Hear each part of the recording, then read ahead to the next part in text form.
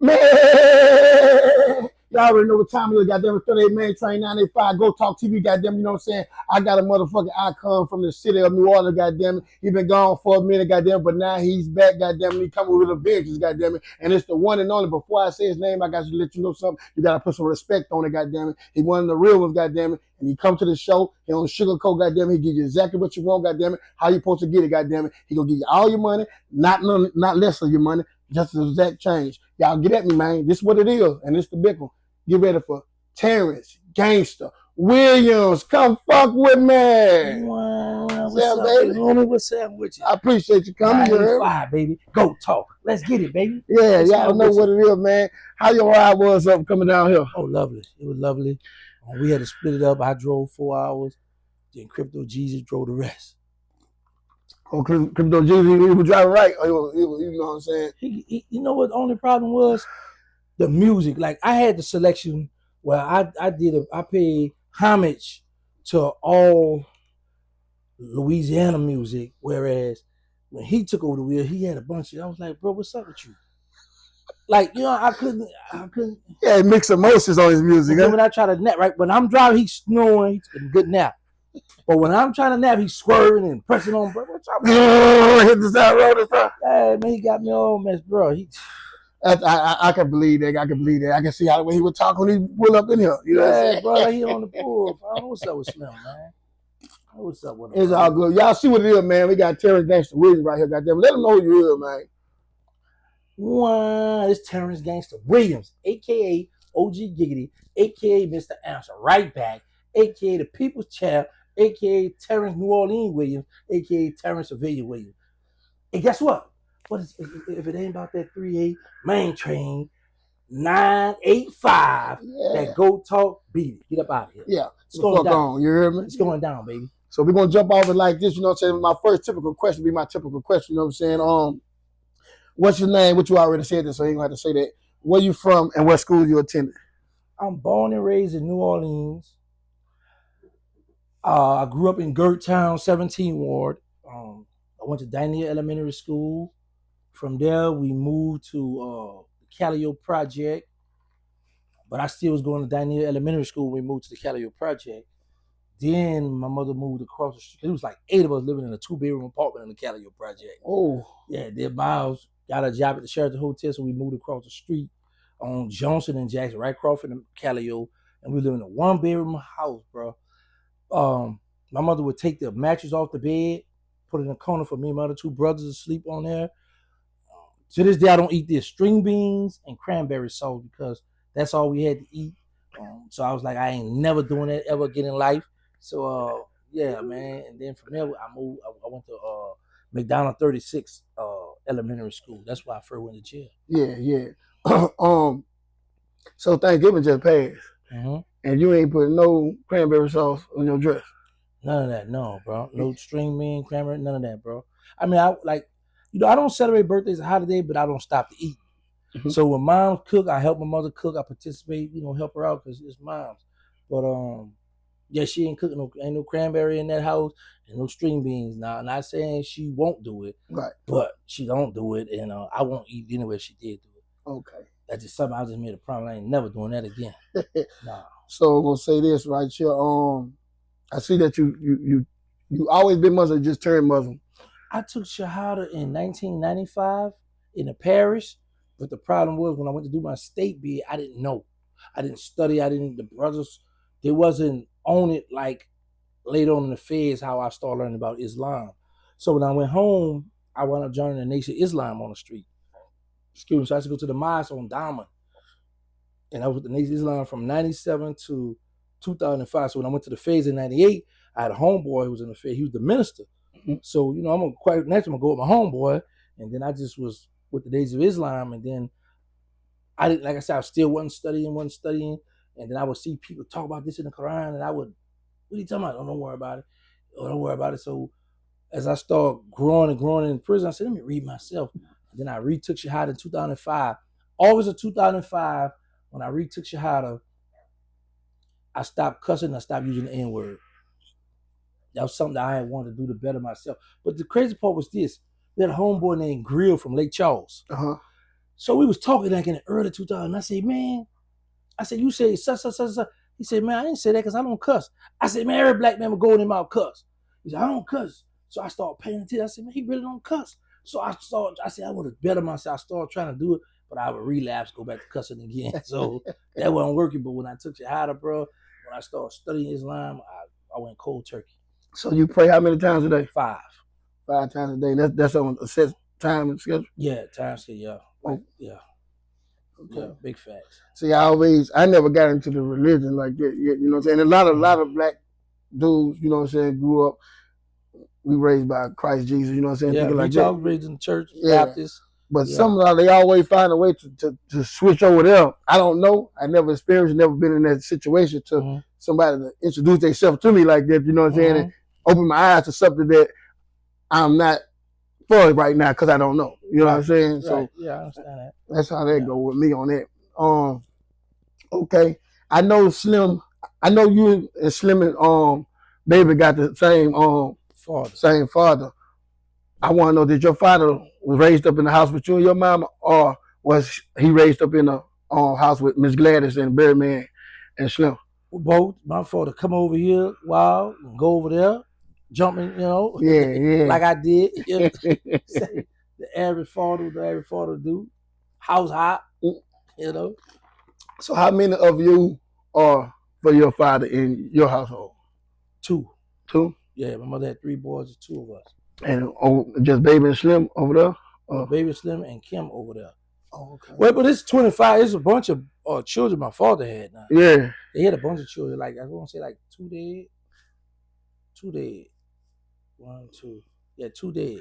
And y'all all knew each other? Mm-hmm. Did y'all all have a bond? Was y'all all like tight, like coming together? No. You know, because we grew up in different parts of the city and everything. Mm-hmm. Like, I got cool. One of my sisters when I finally went to the feds.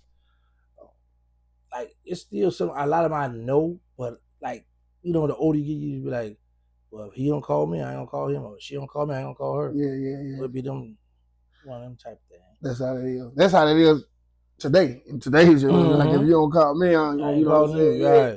But that's crazy. But 25, that's like that's I'm from Grace Quarter. They call this Deuce 5, so it's a 25. You got 25. I have 11. You got 11 kids? I got a 6-month-old son right now. Oh man, you come out. Yeah, shoot. Big facts. Yeah, I'm trying to get me 2 more. Yeah, I'm trying to get 2 more, man. Hey, see, so okay, when you had the ones you have now, before the 2 you have now, was you always in their life, or was you just Rolling Stone and I always been in my children's life. Okay. But when I went to the Fed, they all were young. Yeah. But what I would do when one of them birthday come up, I would buy for all of them, because you know how some women be, oh, look how dirty her baby is. But I'd be like, okay, but you talk about my child. So I would buy all my children outfits just to keep down that bull crap. They confused. Yeah, man. And then while I was in the Feds, I took care of my children. Like, I was able to, like, one of my daughters graduated from Howard University, one graduated from Tulane University, and I was able to pay for a college semester from prison. That's a blessing. Yeah, you be able to take care of something from prison. Yeah, you know what I'm saying? Most people, once you in prison, you the head, you the breadwinner. It's over with. The head is locked up. You know what I'm saying? They struggling, and then to have 2 kids, but went to college and graduated. That's a good thing. Right? That's a good successful thing. You know what I'm saying? My next question is how young was you when you first jumped off the porch into the street life? 11. I was 11 years old. I went to jail, bro. I broke about, like, my house was here. My cousin's house was next door. There was another house on that side. So I tried to break in my cousin's house and steal his Atari. But the people on the other side of the house, as they beat this little boy up, they called the police on him, man. The police came and put me in the police car. Back then, man, that was my first got in the police car, bro. 11 years old. And what they did, they hold you in the police car, or they took my mother? They called my mother. My mother came. Oh, the teacher in prison. Yeah, my mother came. Yeah. What the first thing she said? No, mom, she know I was a bad boy already. Saying, I'm gonna whoop you when I get you home. That old saying. Yeah, showing out for them. Yeah, do a damn thing. Yeah, I was just trying to steal a toy, mom. Buy me one then, Yo. Yeah. What was your first beef that triggered you off to becoming a stepper? and your first step on, when you first stepped on somebody, how did you feel at that moment, and how did you feel after that moment? But see, this is the thing. When I first stepped on somebody, I was 11 years old. I did that as a favor for somebody. But the beef, my first beef was in like 1992 when the Magnolia was beefing with the St. Thomas Project. Actually, when I come home in 91, the boys at St. Thomas come in my project cranking up a gun, shooting. I'm like, what the world? So we had a school called Corn High School. Every Saturday there's a dance at night. So you put your best outfit on and go to this dance. So third ward in there, 10th ward, everybody they bucking and throwing their walls up, pushing, and for the fight jump off, then after come outside shoot. So I got a homeboy that was killed. But I was young when that happened. But I was in juvenile jail actually. So when I come home in the Magnolia Project, so I inherit all their beef. I just wanted to be a bad person. Like, I craved for that reputation. I used to be like, when I saw people were scared of certain people, girls were crazy about, certain guys, and I wanted that. I wanted that attention. Yeah, I wanted that bad. By any means, you got to get it. You know what I'm saying? Facts. No matter how I got to act out to get it. I'm about to show you I'm that nigga. Big facts. Yes, big facts. My next question is you probably know his name who said this, so I just put it in here. You know what I'm saying? You probably know, and you probably can elaborate on him. And then, because I don't know his name, but you probably know. What you think about such and such saying, you really wasn't no stepper, you really was a car jacker, and and you only did his for the hot boy. Goddamn, you doing it by yourself. You ain't built like that. You wasn't made like that. You know what I'm talking about? Skip out the mouth. That's his opinion, but I would say this, because this is what I learned about Skip and the rest of them. They watched me for a whole year on the internet. They watched me start learning. Then they started picking stuff apart and jumped on there. But they wasn't ready because they got a lot of holes in his story, right? Mm-hmm. But I would say this. If you're going to say that I wasn't really like that, I only did my work with the Hot Boys, then if I did my work with the Hot Boys, then that's showing you I will do some work. Yeah. You know what I'm saying? Yeah. So if I'm going to do it with them, if I got the courage to do it with them, once you squeeze, then you have that courage to go, I can do it by myself now. Mm-hmm. You can take the training wheels off. Mm-hmm. But people don't think, you know what I'm saying? So I like when people put that out there, because when people put slander me and lie on my name and do stuff like that, it's good for me now, because I get to come back and do an interview and talk about it. Right. They're keeping me going. They helping me, and they all follow my blueprint. When I come home, New Orleans was dead. Chicago was ringing. I come on, got on this internet, shook New Orleans back. Did all them doing, shout out to all of them who doing stuff, because they're doing something positive, you know what I'm saying? So I'm cool with that. I like that, but it's been fun for me. So I know I'm on to my next journey. So but yeah, that was Skip, man. You know what's crazy though, bro? I like that they was able to get on there, do their thing. He had started his own little show too, but the only time he do good when he talk about me. They don't want to hear nothing but unless if you put Terrence Gangster Wave in that title, people gonna click on. They do. They gonna click on it. I clicks on it I'm the all the people's time. Champ. Click, click, click. I am the people's champ. And everybody who watching this was tuned in right now just clicked on this just to see this, because the people's champ right here. You know what I'm saying? Big facts. My next question is why you think Baby and Slim really not rocking with you with the situation you being called the rat since you've been out? I know you explained about this already, but give me another rundown so I can voice my opinion on it. Okay, this is the thing. Because when you look at situations like this, you can't look at it in tunnel vision, right? So that's what I tell people. Baby, street raised. We sat at the table. I made rules. So now, as I got older, I started realizing there's no 401k for the street life. While I'm in prison, don't get it twisted. Baby and Slim took care of me my whole bid. I ain't want for nothing, bro. Like, I was able to send $11,000 on my books to my daughter for one of her school semesters at Howard University. So I'm gonna be forever grateful for that. when it comes to this street stuff, the politics, Baby didn't become a big household name.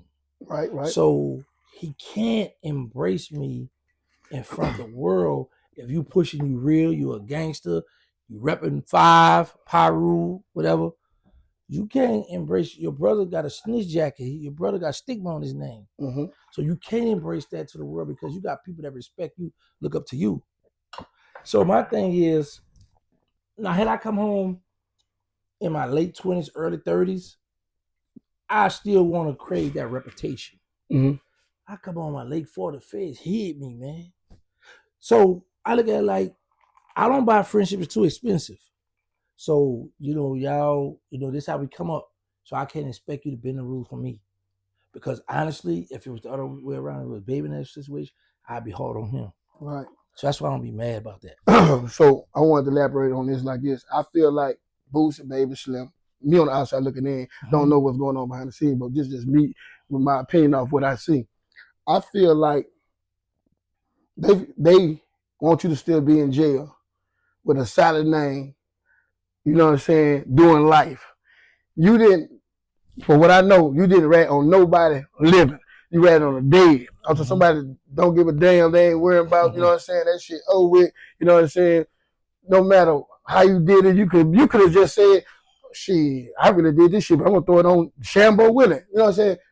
Me personally, I don't call that ratting. You know what I'm saying? If you ain't, I know other street niggas gonna think the way I don't call that ratting. I call that a man found a smart way to get out of fucking jail. I already served 23 years in this motherfucker. 10 months. And 10 months. And you want me to not tell on the dead and get out like this. So basically it's like you still want me to be in jail with just a solid name, but right in the way. Not there to see my daughters.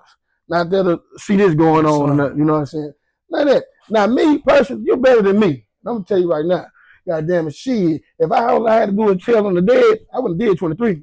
I would have been gone too. I've been out that bitch in the toe. But you see, that took a while because it's like, like what I learned when you go to prison, when you're in the penitentiary around guys who got 6, 7, 8, 11 life sentences. So you see them soldiering, going hard in a law library, standing tall. You like, okay, I'm gonna feed off his energy. Mm-hmm.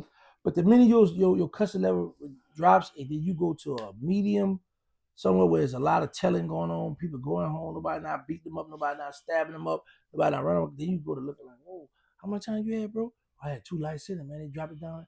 Oh yeah. So you start looking at, man, how can I get out? How can I get out without harming people? You know what I'm saying? So, bro, and the crazy part about it, they come up with all kind of stories. Oh, he told him. I've been home 2 years and going on 11 months on the third. Be 11 months. 2 years and 11 months, and nobody has come forward and say, I'm doing life because of him. Right.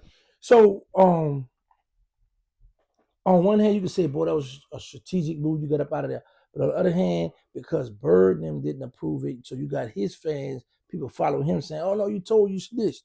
Now, I would say this. But before you say that, I want to interrupt you. Mm-hmm. Bird established. He didn't have his run. He video. You my brother. I don't give a damn about. If you hang with me right now, everybody gonna forget all about this shit. Ain't even gonna be worrying about this shit. Right. You know what I'm saying? So you ain't gotta hold that hard ass persona that I ain't fucking with. Look at my fucking brother, man. You know what I'm saying? Fuck what y'all talking about. All these motherfuckers doing that. But you like I say, you say strictly the dead. Now if it was different, then hey, I don't, you know what I'm saying? Right. But strictly the dead, bro.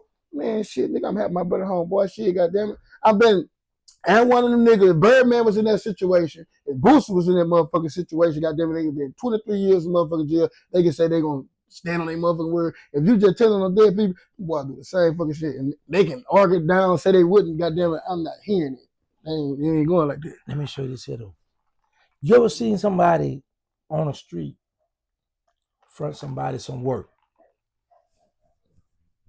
They front the work, the person they front the work to, kind of a little rough around the edges, kind of like a little thug, a little gangster, right? Mm-hmm. So that person, say I front this bottle here, kilo of coke, you owe me 20,000. Mm-hmm. But this bottle know I got a little soft side. So now this bottle will be like, you know what? I'm about to find some kind of way where I'm going to build a case or something where I ain't going to pay gangster nothing. Yeah. You see what I'm saying? Mm-hmm. So now, let's go to legal business. So it's rumored that I invested the cash money. We know about me giving them the title for the Hot Boys, so I could be paid for the Hot Boys. So we got street ties, we got a lot of stuff going, right? So now here's the thing. A lot of rappers like to rap about, oh, I got family doing life in Angola. I got family doing life in the Fed. We come from the ghetto. We come from they sell their story to those white folks and those privileged little black children who never been in the ghetto but is intrigued by our stories. Mm-hmm. So now Baby get to rap and talk about he got this brother in the Fed doing life. I come up hard. I got family I lost. I'm from the ghetto. Blood, sweat, and tears behind this stuff. Okay, now the man that was the security for Cash Money who took care of their artists, one of the men, not just me, but one, me. So it's like, I come home now, who you got to talk about now? You ain't got nothing else to talk about. Mm-hmm. But now I'm home with all the stuff that y'all got going on, all the stuff I feel like y'all owe me. Hold up, let's build a case on him. We ain't gonna pay him nothing. Man, you know, you went and sat down and talk to the people. What you did, we don't. But here's the thing. When you in that room, how we know you just told him there? We don't know if you told him something else. So that's why I don't get mad with people, because in our rule was never go to the interrogation room. Right. That's like you see a lot of these interrogation tapes leaking. Mm-hmm. We didn't do that back then because we knew that could become bad. Mm-hmm. People gonna take that and twist it and run with it. So on one hand, that's why I understand I'm feeling some pain, but then I'd be like, man, come on, y'all building a fake case on me. But I ain't gonna trip because y'all know if it's like, okay, we're gonna accept you, we're gonna bring you in. Now you gotta open up the playbook for me. Where that money at? Mm-hmm. Where my hot boy money at? Right. Where is his money at with y'all? What is money? Y'all owe me millions, man. But I'm gonna pick it back on it. I feel like, well, if they ain't want to mess with you like that, they treat it like that, goddamn it, you they blood, and a lot of shit that went on. You know what I'm saying? When you get out here, take the 10 million, man, stay your distance. You know what I'm saying? We cool, boom, go on with your business. You get well, ain't 50 million. You get what you call them, such. That ain't shit to you, man. You've been. But what if you don't got that? Well, in my story, he got that. You know what I'm saying? From what we believe in the streets, he got that. Man, could have gave you 5 and say, man, look, hey, don't, you know, live your life. You know what I'm saying? Whatever. Birdman is AKA OG Tight Pockets. OG Tight Pockets. You hear me? Mm-hmm. Yeah, that's OG Tight Pockets. He ain't giving up nothing, bro. That boy ain't giving up nothing, bro. That's what I would if I don't rock with you and I know I love you and I know our history. Man, hell, look, take this. That's nothing to me, man. That's a piece of lint out my pocket. Man, take these 10, man, go live good. You know what I'm saying? And I understand, dude. You know what I'm saying? Like you just said, they don't know what you said. You know what I'm saying? But look, man, you coming with me, you my brother, man. We ain't talk about nothing about nothing. Don't never open your mouth about nothing. I don't even have no conversation about nothing. Like you say, here, take this here, go get lost. Yeah. Go ahead. But that's how that shit been. He ain't give me a dime Chinese money. I said, I can't make him do it, but you know what I'm saying? Me personally, man, shit, my brother been down 23 years. Shit, regardless of what he come back on. He could have dropped something on him. Yeah. He all in my paperwork. Take this motherfucking 10 million and go live life. And bro, the feds got me and him on the phone talking about a gun in the body. Mm-hmm. Got us on the phone talking about, nah, that ain't nothing. He know this, the feds know this, and guess what? I don't know nothing about no Cash Money. I don't want to talk about that. But that's another situation. We ain't gonna get deep into that. But after Boosie then said everything he said about you, express how he feel about you, do y'all think y'all can ever be cool or ever talk or ever be in the same building without an altercation? I don't have a problem with Boosie. This the thing. Yeah, he said some disrespectful stuff that if we were still in the street, we would have had to go for each other's head. But I've learned from being in prison how rappers diss each other, they come back and laugh at all. Like, what the world? So I started learning how this internet stuff goes. But honestly, Boosie helped kick my career off. So I don't have a personal problem with Boosie. I could be in a building, smile, keep it going because I come up on Boosie. What I mean by that, when he said my name, I took that and ran with it. God bless me. And that's how I came up on the internet. Mm-hmm. He threw me in the alley hoop. I slam dunked it. Give it here. 360 that thing. Boom, come here. So, yeah, I don't have a personal problem with Boosie. I don't want to fight him or do none of that stuff because, like I said, he didn't physically harm me. He didn't say words. Mm-hmm. He said how he felt because, you know what, when you look at how he spoke, it was like a fan that was strong. Yeah. Like, man, I heard so much about you. because he was in Angola. Yeah. He was around the homies when I was like, he used to tell gang I said, yo, make sure he good. And he knew how the homies stepped for me. How them homies, I'm in the Fed and I can still call shots at Angola. Right. He witnessed that. He knew that. So to hear this here, that's why like I tell people, I don't look at stuff in a tunnel vision. Right. I get you. I look at stuff on a broader view. Like I put myself in Boosie's situation because it's like when I was stepping, when I was in the streets, this is how it was played. So he only standing on what he was taught and what was handed down to him. That's why I like, if I see him in somewhere, I ain't have no problem with him. Right. I'm trying to troll him. Yeah, I'm gonna like to troll. Yeah, I gotta keep that going. Yeah, man, I'm trying to get this money and keep other stuff going. But I appreciate him throwing me the alley hoop. Already. Shouts out to Boosie with the alley. Because he could have said, man, I don't want to talk about that. I don't got nothing to say. Now you ain't got no way to. I ain't got nothing to stand on. Yeah. But like I say once again, I understand Boosie frustration, and you know what I'm saying. You know, how you look at a nigga like that, you be like, man, this multitude or this person you looking at, you like, man, I can't believe that. But like again, once it got people that's gonna think this way, got people gonna think this way. I don't call it rat, and I don't feel like it's rat, man. I feel like that's shit. Fuck shit. These motherfuckers ain't here to say nothing, and they gonna let me get out like this. Shit, that's just me. Street niggas. I'm a street nigga. You know what I'm saying. I've been shot twice. You know what I'm saying. Shit got them, but like I said, that don't make me a street nigga just because I've been shot. But I'm just saying, like I've been doing street shit. You know what I'm saying. So, but with that being said, I don't see it like that. And they can't make me see it like that. You know what I'm saying? But then they got other niggas like, man, nigga, fuck how you see it and how gangsters see it, that's fucked up. They might feel like that, but that's on them. Right. You know what I'm saying? But and if you was to do a poll on how many of y'all think they were ratting or would y'all would have did that, you would see how that scale will go. You know what I'm saying? Because got a lot of people feel the same way I feel like, man, and so some people they ain't even fucking here. They ain't get your ass up out of here. We finna give you 20 years for this shit. Can't do that. You know what I'm saying? It's a life in the grave. People already did. Right. You know what I'm saying? Already sent it to the death in the box. But like again, once I do stress, if it's strictly just dead people, right?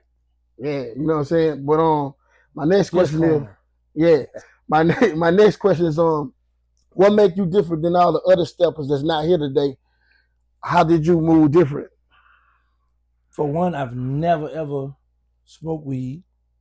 I've never in my life snorted cocaine or heroin. I've never in my life drank. Never. I'm talking about I've never done none of this stuff, but I ran with guys who have done it. I've been in a room with guys smoking weed. I've been in a room with guys snorting heroin. And it never crossed my mind to do it. One time when I was in a state jail in Tipperman, I came close to smoking weed. My partner, well, I don't know if he's my partner, but the dude out the Fort Ward, he was smoking weed. He was feeling good. I said, man, he said, man, hit it. I'm looking. I said, nah, I ran out the cell. But other than that, nah, bro. So it's rare that you find people from the city of New Orleans, that's what I'm going to speak on, that didn't get high, that was busting a gun, and that was stepping how we were stepping. It's rare you find somebody like that. It's rare you find somebody like that. Like that caterpillar you just seen out there. Yeah, man. And the caterpillar was getting, bro, I took a picture of that junk. Yeah, see, that's good, man. You know, I got a question what's going to elaborate on that caterpillar. But how many times have you been shot, and what was you thinking when it was happening at that moment? Boy, all right, the first time I got shot, 1991, there was some goofy stuff I tried. So I'm in the project. I'm on a run from juvenile. From juvenile? Oh, yeah, from juvenile detention. Yeah, I had a juvenile. Oh, I thought you were talking about like from Cash Money juvenile. No. From juvenile prison, juvenile jail out in Baker, Louisiana, LTI. So I'm in the project, and this car pulled up to buy 7 grams of cocaine. He buy the drug, so this dude out my project robs him, take the drug from him. He got a gun out in his hand. He with a lady. They're in a courtyard. Excuse me, the 6th courtyard. This Magnolia Street right here, this 6th courtyard. And it's dark in this courtyard, but I see that crawl gun. So I tell my co-defendant, because I broke out, he went AWOL. He had just had a shootout around the corner. I said, bro, let's go rob him. Let's go rob him for his gun. Let's go get that gun. Yeah. Right? So we come, who that is? Like, who that is with the gun? The man already ticked off somebody and robbed him for his drugs, so he just started shooting. Pop, pop, pop. Hit me in my foot. Now I'm like, oh, he got me. So we go to the hospital. They bring me to the hospital, and my partner and my co-defendant sister boyfriend called. So I had to give a fake name. I was already on point to get a fake name. Cause you know the police gonna want to ask you questions. What right? happened? Why you got shot? Who did it? You know what I'm saying? What was going on? Right. So they had left me in the hallway. So they didn't band me up, and I see it wasn't too bad. Man, I hopped up on out and got up out of there. Right. The second time I got hit up, bro, 1994. Mm-hmm. This is how naive I was. I always thought that no one had heart to come in my project and shoot me. We was in Town at the payphone. Me and Mosquito were the original hot, but we had beepers back then. So we was seeing who we was like, okay, let's see who people gonna go off the most. So he had a pocket full of change, quarters, nickels and stuff, dimes, all that stuff. So my people go out, I said, man, give me a quarter. So now I hang up, give me another quarter. People go, give me another quarter. Before it takes again, he said, nah, man, I got even money. How you got even change? How you know how much change you got, right? So I'm a little ticked off. So I'm trying to go to Kenner, because in Kenner, they had some of the freaky females we knew. Mm-hmm. But it's like we in like 2 cars, and it's like 4 of us in each car, something like that. But I got outvoted because a few of these guys in the car don't have no girls in Kenner, so they don't want to go to Kenner. I'm kind of mad. So we go back to the Magnolia. So we on Magnolia Street, and there's an ice cream truck pull up. So this girl named Deuce, she dead now. She asked Mosquito for a quarter. He give her a quarter. I said, how you gonna give her a quarter? We fussing. I said, she ain't gonna go to war with you and them boys come back here. I gotta go to war with you. So you giving her a quarter, I asked for a quarter. We fussing about that. So now I'm squatting down, I'm mad. So this big, pretty, fine female, she walked past me, walk out in the street, she turned right in front of me, she said, come here. I looked at her, you look pretty. But I forgot, a week ago I had walked in Club Detour, and I was just feeling myself, right? So I see 2 females sitting down. I know one of them at the same time. Both of them at the same time, but I know one of them. Mm-hmm. So I walk up to the one I knew. I say, hey, tell her I want to F her. Just like I asked her what her name is, her phone number, tell her I want to F. Straight disrespectful. Yeah, and because I'm gangster. So she told her. She was shocked at her mouth wide open, right? But she just laughed. So happened, this the same female came in the Magnolia looking for me. Mm-hmm. Later, a few days later. So I said, well, you back here? Oh, my daughter, godmother stayed around the corner from your house. I saw you to Nicholas' mother on Washington. She said, yeah. Said, all right. So now I'm still ticked off about this quarter.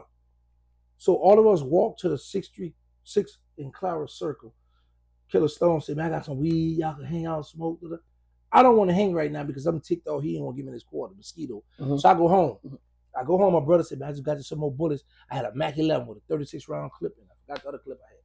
So I load the clip, make sure everything's full. It's a Sunday, so it's boring this day. I put my gun down. I said, oh, girl, around the corner. I said, I'm about to feel like I got to go to the store. So I'm coming up Willow. The project they in is right here. So you come up with when you turn here, the store across the street. So I'm figuring I'm about to go to the store, and I look over here. Oh, what's up? And I'm talking to her. So we talking. I said, where you from? She said, San Antonio. I said, I'm coming at San Antonio. She said, you can't come back. That's what you mean. I got offended, right? She said, because the boy you shot, that's my son's father. Because I had shot somebody 2 years ago.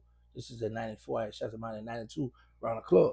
So I said, all right. So we talking. She pretty, big old butt. I said, how you get home? She said, I'm going to catch the bus. I'm going to catch the Louisiana bus. So, Sunday back then, them bus take long to come. So this Washington Avenue, so I'm looking down. I don't see Louisiana bus coming. So we on Washington and Willow. I said, well, let's walk down to Magnolia and Washington. So mind you, we walked 2 blocks from my house, and I left my gun inside. So we on Magnolia and Washington. I look down on the street again, I don't see the bus. I said, come on, let's walk to Ferret in Washington. Now I didn't walk across the street on the old side of the project, on Juvenile and Turk side of the project. Mm-hmm. And I didn't walk 1, 2, 3, 4 blocks from my gun. Now I'm on the old side of the project. Mm-hmm. I say, man, we might well go to LaSalle. No, she said, we might well go to LaSalle. I can catch either the Ferret or the Louisiana bus. Come on. So now I walk 5 blocks across the street outside the project by this restaurant. So we sitting down, chilling. And now the bus took so long to come in, then it got dark. So I'm a sitting duck right now. Mm-hmm. I don't know this because I'm thinking I'm about coming to this Magnolia and play with me. The bus finally comes. So as I'm walking back up Washington Avenue, I see somebody in front of me, like See like how they walk right here and somebody right there, and he gets scared and run out the way like. Yeah. But I'm thinking it's a crackhead spooking out. Yeah. I said, I laughed. Let me jump in here. You crazy. So he run out in the street part, right? So when I get to the same courtyard, nobody's there. Right. So I keep walking, and they got a cut right there. So, bro, when I got to about like where this wall at, I'm at this wall. About this the distance. I hear somebody across the street say, "Gangsta, gangsta." Instead of me looking, I look back. I just see a big black dude with a hat and a mask charging me with a 40. Boom, boom, boom, boom, boom. Whoa, I'm trying to run. Mind you, this July, I had got stabbed in my chest right here, so I got 34 staplers coming down my stomach already. You can't breathe hard. You know. I can hardly running all that already. So I'm like, when is he gonna stop? So he shoot, hit me in my side. So I run out the street, then I run across the street. It was a ballroom called Lee's Tree. Shot the ballroom window out. The bullet hit the top of my left butt, traveled. Here, shot a piece of my blood off, come on my right thigh, and I fell out. I fell out face first. But the only thing in my mind is, he gonna dog you on the ground because we should do this. We hit our victims in the leg first before they could fall, and then we stand over them so we can close their coffin. Mm-hmm. So I'm saying he gonna dog me if I stay down here. So I turn over and I look up at him, how mean you looking, bro? And that man shot again in my face, the fight with my face. I jumped up and we looked at each other like this here. He shocked, I'm shocked. So I run the alley, he take, I run that way. I run back to the alley, and all that, this dude bat on, he at the door. I say, hey man, let me in, man, I just got shot up. He said, I ain't crazy, you come back here to kill me. He took out running.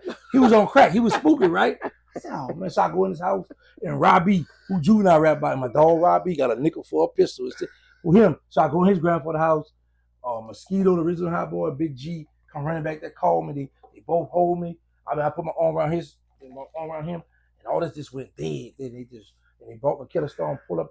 He had a black Bravado, with gold edition package, gold edition, all of those stuff on the truck.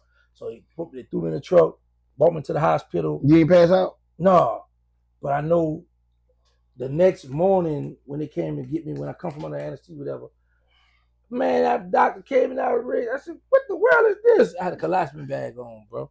Yeah, I had a colostomy bag on. So for piss or shit? For both? The number 2. The number 2. Okay. I had a urine tube in my stomach. Yeah, okay, yeah. But the colostomy bag is for you do number 2. Yeah. And you can't control it. It just farts and pools. Let's go constantly. Listen, you know OG Booby Black? Yeah, I got a question about him here. All right, when we used to be in the club, and when we see chicks walk by who think they too long don't want to speak to us, we would open out this stuff so stank, but it'd be that raw. We would take the clip off, let the air out, it'd be so, we'll point at them. Say, bro, that was some raw. Ooh. My mother used to run out the room, and I pull that back up on my pants, they'll take out running. That stuff would be so stank. Mosquito be dry, I'll be in the back seat. I let it out here, jump out the car, put in park, jump out the car, come to the back window, like, bro, you gotta stop doing that. I just said about the last one. That's the second time I got hit. And then the third time I got hit, I got a green Q45. I'm in a project, chilling. They have a chick in my project, they call her gangster. Mm-hmm. Her son got a birthday party in the Shakespeare Park where you done shot that thing up. Uh-huh.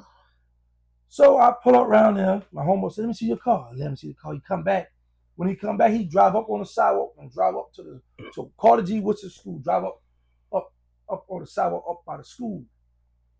He drive my car, but I ain't one thing. So I'm in the park. So now the rumor around the city, gangster got a block party in the park. When I get ready to leave, me and my partner Lou, he died a few months ago. He got my gun on him. A few months ago to today, then? Today. Oh, okay, Yeah. okay. So I jump in the driver's seat, he in the passenger seat.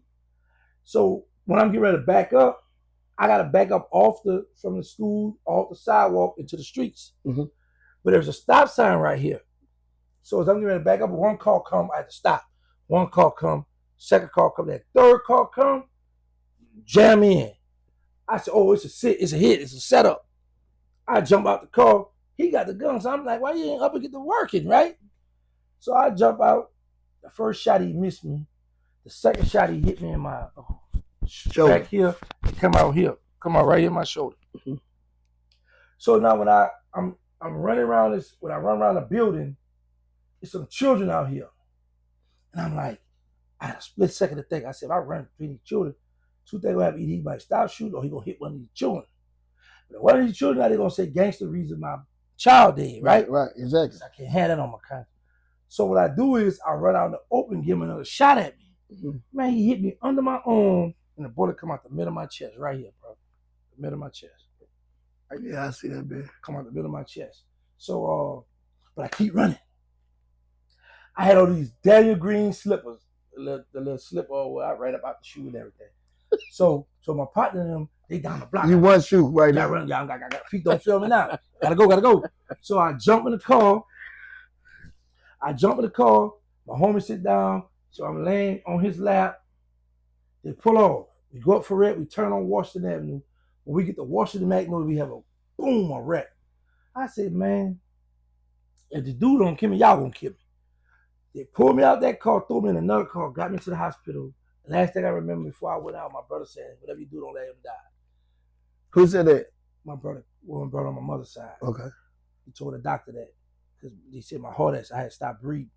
So people, let me tell you what's crazy. People who we grew up with in the neighborhood didn't know this was my brother until my mother came to the hospital. I was like, Mom, I ain't want to take it. Like, well, that's your mama too. Because what I would do, when I put up in the neighborhood, I see my brother, I wouldn't be like, man, mama, what's up, dog? I give him dap and treat him like a regular dude because I know how people play. And how they look and watch you. Yeah. I know how people play, so I would always just what's up and dap. So people we grew up in that neighborhood around Philip and Clara didn't know it was my blood brother because first, for number one, I stayed in trouble going to jail. Then I got the juvenile life, so they didn't know that we was blood brothers until this is like we moved around there like around in the 80s. They didn't find out we were brothers until like the late 90s. Yeah, man. So them the 3 times I got hit in my project and around my project. Yeah. The places I thought people were scared to come. Yeah. I'm gangster. You ain't gonna come here, goddamn. Yeah, you can't come here. I got too many people around this bitch anyway, goddamn. So it let me let you know, motherfucker, you can be touched. Yeah, and not just that not only you can be touched, that when you think you tough, we had a model. You got somebody you tough. I'm tough. We're gonna sue the toughest. Right. You got somebody always. He's out because your name, man. Fuck gangster. Yeah, I go see about that. Mm-hmm. You know what I'm saying? Shit, I want to be the one to see about that. I get it. My next question is do you think if you wouldn't have got jammed up and served 23 years incarcerated, goddamn it, would you still be here amongst the living? Yeah, let me tell you why.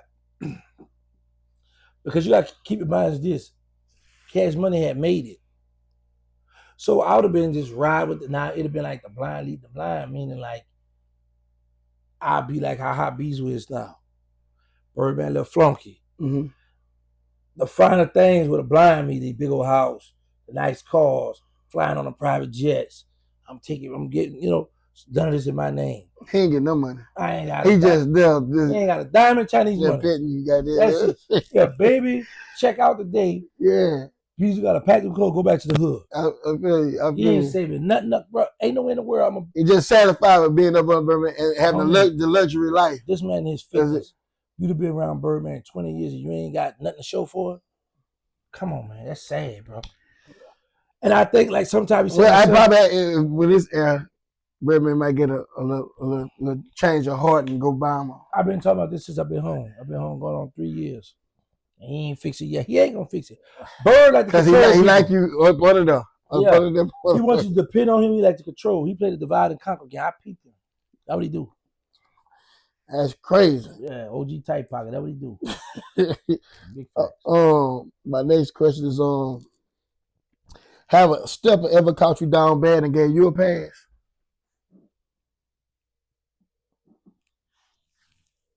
A stepper?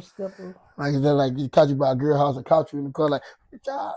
And then No, the only thing I come close to when we went in the house one time, like you know how dudes leave their drugs in old people's house, certain people's houses, crackhead or certain people's house. We went in this house and this old man, and we just really wasn't paying him no ticket. We thought he wasn't no threat. We come and get to work. We knew the work was in there, and he had the gun clicking, and I had my back turned. And I said, man, you running, you about to die. You about to try to kill me by these people. This ain't your stuff. But far as like an enemy running down, no, because where we come from, when you catch him down bad, you got to park him. Mm-hmm. You got to park him. Stop him right there, because if you let him get a chance to come back, goddamn. Yeah, big facts. It's over with, goddamn. You know what I'm saying? I thought maybe because I think I see what's you just said his name, Hang with Baby. Hot. Motherfucker caught him down bad, goddamn it, in a Man. girl house, goddamn Sleep. it. Yeah, Woke sleep. him up. Why So, got your gun? yeah, what's that? You know, this is the time I'm Man. on right now. Hold on. Hey, look here. Man, anybody got some money in this motherfucker head right now?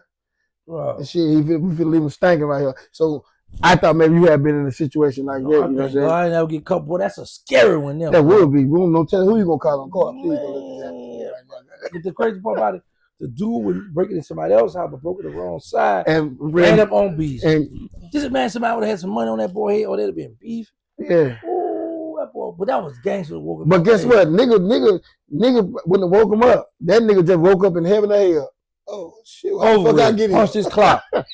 No, how you got here, goddamn. Let me take these batteries out this clock. Unplug it. Say, bro, that gotta be a scary feeling. That man not woke him up. Hey, listen, I got your gun, man, but they say Beezy told me let's smoke a blunt. I'm about to go anyway. Man, you know what's crazy? I saw Beezy shot him out on one of them videos. Shout out to such, you know, he gave me a pad, so don't want right me to give him a pad. Man, you ain't giving him no pay. I would have gave you one to nigga, you ain't no giving me no pay. Got him out, could have spanked your ass. Yeah, like, man. You ain't coming fuck with me. Facts. You know what that was, motherfucker. Yeah, you'll be less than a man to come fuck with me because I could have stood over you. That was scary, bro. My next question is did you and Booby Black ever had beef? Or are y'all beefing? And if so, why? We never had beef. At one time, I was kind of scared of Booby. Shouts out to Booby the first time on Go Talk TV. You never said that before? I didn't think you were going to say it. No, I keep it real because Booby always been mean, mugging, black. And this got me one time. This when he had the arm too. Yeah. So we cut in school, and I never participated in it, but I used to be with them. They would beat up certain little boys, right? So they'll trick a little dude. Come on, and let's get him there. Just beat him up. So we by Claudia B house on Willow Street. Willow, right by the long driveway in Tyler down. He beating this boy up. So Booby coming to the coat, y'all. Come up through. He said, stop, Booby coming. I said, who he supposed to be? Man, Booby crazy, man. Booby, man, throw the man over the belt. All right, so it's the first time. Then we go around the school, Samuel J. Green Middle School. So I got a polo jacket. I'm standing by Claudia B again. So Booby had just beat a little dude up so bad in the middle street and took his jacket from him. He had a Stonewall jacket with that little, little sheep collar, the sheep stuff in the middle. Yeah, that. So Booby took the dude. Then he walk over. I'm standing next, like me, Claudia B right here, Booby, I'm right here where you at. Booby walk up and say, what size jacket is it? I look at him. I'm with y'all. Don't touch my jacket. You know what I'm saying? So Claudia like, no, he with us. So Booby like, all right. Then the third time, me and Booby girlfriend, Patricia, was so pretty, red bone, pretty girl. We was in class together, so me and her was cool. So him and her stand up at the bus stops. I'm coming up for Red. They standing on for Red and Washington, right on side the ballroom, waiting on the for Red bus actually. So she said, "Hey, Ty," I said, "Hey, Patrice," and I robbed that old PAN. He mumbled that about you. Yeah, he mumbled it. Yeah, but I can hear it. He said, "I robbed that PAN," or "I robbed him." No, he said, "I will." Like, okay, I robbed that old PA like that. Was that nigga? Yeah. So I'm like, man, I kept going. I don't say nothing. You hear it, but you trying not to hear it. Right. You know what I'm saying? So, but then so as we get older now my name getting out there, I'm starting to get up there. Ain't no more little gangster, and I'm gangster. So now we running together. So it was a hit put out on Booby. So the boys out the mill come to me to set Booby up. I'm like, man, this is my bro, this is my homie. How y'all think y'all gonna come from back there? I'm gonna set my own people up. I said, all right, so I tell Booby, Mosquito, and Big G. Man, the dudes like, hey, that Booby right there in the middle of the court. Yeah, that's him, that's him. So Booby hide around the building. Them dudes over here. So you know how you in the project, how you had the lights, sometimes the lights get dim, get dark in the project. Yeah. So I walk back from the dudes. Man, they come running behind the building with a Mac 90, a Mac 11, and a 9mm Glock, shooting at these dudes long. These dudes get away. The next day I get shot up, right? I get hit up.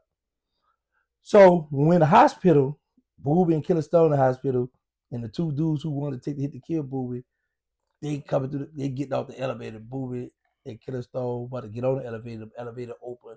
They all up their guns. My mama come through. Y'all stop because my mama knew them two dudes at the mill because I was cool with them because actually me and one of them was become co-defendants. Mm-hmm. So Booby and Stone, everybody stood down, but they revenge. They would handle bidding for me. So we was always cool, but this would really tick me off with Booby and them. And a few other ones. They when I come home, they'll hit me in my DM. What's up, Giggity? Laughing and playing. But out to the world, I don't mess with him. Right. Oh man, that's fake. Right. Don't even fuck with me at all. Yeah, man, go keep it moving, man. I ain't buying no friendship too expensive. Plus, I've been going so long. Y'all do y'all, I'm doing me. Right. You know what I'm saying? So I was like, man, I called. I was like, man, I'm tired of fake. Man, he be hiding, but it's a lot of other people I could have been exposed. But I was like, you know what? If you feel like you a man, well, you could tell the world I don't mess with him, but you behind my back mess with me, and you want to keep up this image. If you feel like you good with that, then rock with it. And I just left it alone. But we don't talk. We ain't cool. You know what I'm saying? He's still on the side with, you know, he stand on what he stand on. I respect it. Right. Yeah. Yep. But I would say this is though, just like BG when he come on, they didn't know that I had the YouTube and the headlock. Mm-hmm. They didn't know my voice. They didn't know the magnitude of social media because I had to learn it. So Jizzle come on like, what's going on? How I'm the one who used to rap about gangsta and shot gangsta out. Now gangsta on YouTube, city traffic here, so Jizzle was shocked. Like, yeah, I'm like, yeah, you play with me now. I can put some stuff out here now. Y'all don't play with me. So you know what I'm saying? But while you're on that, while we're on this subject, I got two things that's not even in my questions, but you said your fall pop. How that happened with Blabber got set up in a jail? Yeah. Okay. Man, this was crazy. So this dude named Robert moved out to 11th Ward. Was juvenile jail together. So him and I was on the chair together. He used to be talking about, I knew someone right because he told his mother one time, Mama, I want you to come to court because the people trying to give me 10 years, they're going to give you a son 5 years, and we both robbed it on my car. That ain't right. Da, da, da. So when I see him tell his mama that, I say I should do something. So anyway, I get transferred from there. So he go to Blabber. He go wake Blabber up. Blabber, you think gangsta going to tell on some of the murders? Y'all did it cut us 20 years? But I was like, no, I know gangsta, I never do nothing like that. But if he was to do that, people going to identify gangsters. So the dude, he wore wire on Blabber in the jail. Mm-hmm. And the problem was, it was a Thursday task force day. Hot had just got out of jail. Me and Blabber had born Hot out. And then I had met this bro, I got Hot a green Camaro. Mm-hmm. He told the car the first night. You ain't got it for him? Yeah, I got you bought it for him? Yeah, I got Hot a car. So Hot always had daddies. Mm-hmm.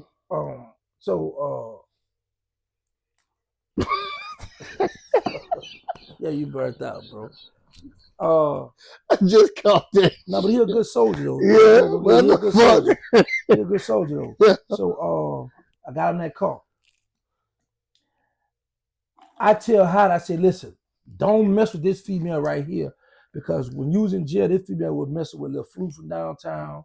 Blabber called Lil Flu in the house where she had him locked at the door. He not going, who that is? Who you in that with? Oh, this Lil Flu. Da, da, da. So he called me. I come right now. I say, Flu, yeah. I say, you good, bro? You all right? You gonna be all right? So I leave. So I tell Hot, I say, bro, she had Lil Flu, don't mess with her. He come home, still go mess with her. He get oral sex from her. Now, mind you, he met with this girl next door to my house. Mm-hmm. So by him coming home and mess with this female, and I told him don't mess with her. Now you leading her on. We got guns, heroin in this woman's house. She come around there. What else that? Come outside. They fussing. The girl who house he buy, she come out there. B word, what you laughing at? They get the fussing, they get the fight. Now you know the girl who I told her don't mess with, who we got stuff in the house. Y'all come get them drugs and guns at my house. Blah, come on, I said, I ain't coming this task force day, boy. You tripping. Tuesday and Thursday. Tuesday and Thursday. Better buy for the peep. Big facts. And this boy in a silver Q45, he even got an SKS, a 9mm, and some heroin. I'm not coming. So the other homie go with him. Police get behind him. Blabber don't run him. He pull over. because the car his, the gun not, the chopper not stolen, but the 9, something wrong with it. Mm-hmm. The dude jump out, broad daylight down, run, get away from the police.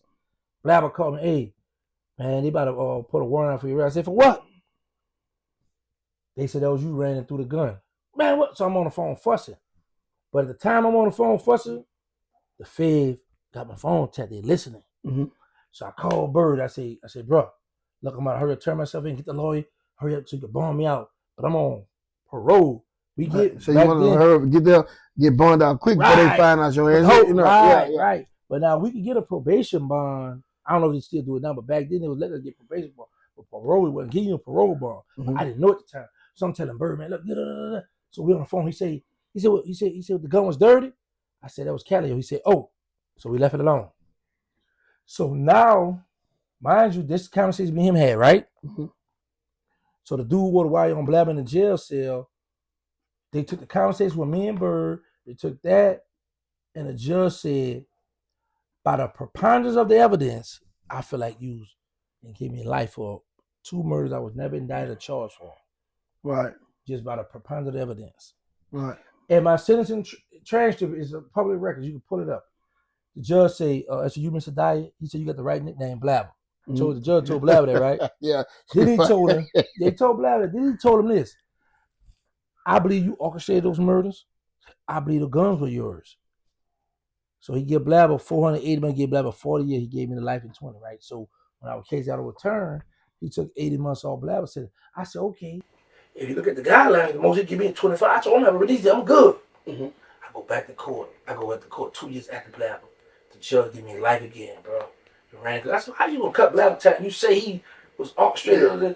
Same judge. Man, same judge, bro. They just kept it for him like because I wouldn't give up cash money. Right. They say that's your gold card. You tell us cash money, tell us about all this. They must have my factual basis. This public records that they wanted me to admit that I invested money in cash money. I signed so they waived it. So if I wanted to come out later on and say, yeah, I did it, well, I could take them down. I said, nah, I ain't doing that. Right. There's certain things I'm just not going to do. And that was one of them. So that's what got me jammed up, bro. So that dude. That goes back to where I started from. Man, I think you 10 million goddamn gonna live your life. You know, I don't think he got 10 million. Well, I don't know. This illusion was put forth, right. So I look at and I feed into whatever I say. Jay-Z a billionaire. You know, Kanye a billionaire. So me too. I'm a billionaire. I just ain't got the billion. Yeah. I'm a billionaire. Yeah. Wow. But my next thing is how do you feel about Wack 100 saying you're a rat and how you feel like it's cool to just speak on shit like that about you? Like, how you think this is place is like, I just do what the fuck I want, just stop what I want to. I was a big badass wolf ass nigga, some shit. You know what I'm saying? You know what? Wack the devil. I don't hate Wack. I've learned about the internet. When I'm on the internet, I'm an internet stepper. I play on the internet. Once I log off, I'm into the real world. Now I got to figure out how I'm going to pay these bills, how I'm going to stay out of jail, how I'm going to do my investment, the things I want to do. But Wack is a rat. But the thing is, Wack will beat you being mad. And the reason why I say Wack is a rat because at the end of the day, there's all kind of allegations on Wack. Wack got caught with a gun in Texas, him and his brother. It's sealed. Anytime you got something sealed, you hide something. Mm-hmm. Point blank, period. For Wack to be the public figure he is, always beefing and fussing with people, he should have that paperwork where people could see what happened with this gun case, what happened with the sentencing hearing. Let us see this. But he won't. Then there's another situation with him and his co-defendant where one dude, CS1 or something, hold a wire on somebody, got somebody caught. A dude come in the clubhouse say, put that on Pyro, that ain't you. He ignored the dude. He wouldn't say it. So it's a lot of allegations on him. And I always tell people this.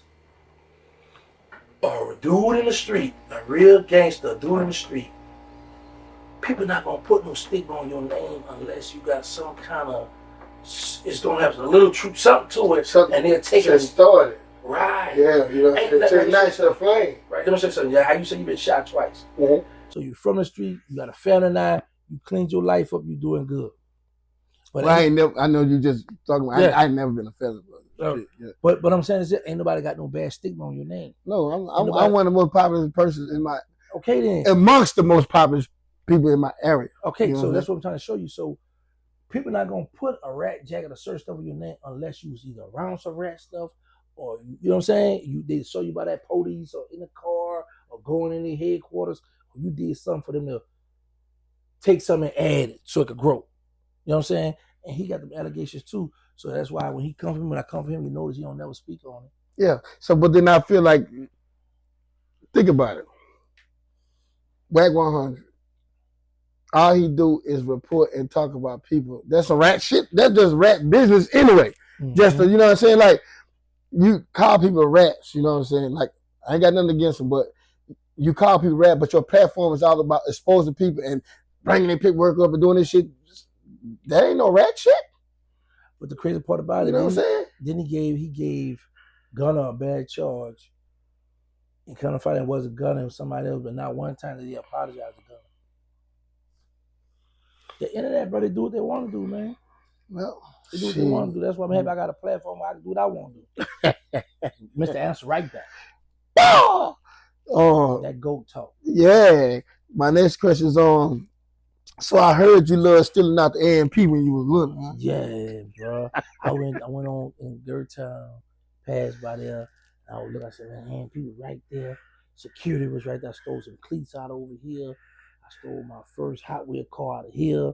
Yeah, I went and rolled. Me and Crypto went and rolled. You had the Hot Wheel car, you dip in water and turn colors and shit? No, I had the one where you take the tires off. You take the little tires off. Yeah. That one there, bro. And it's crazy because that affected me when I got a little older because, you know, when you get the pizza, they just put the black olives on there. And one time I was crying, Mom, they put them tires on our pizza.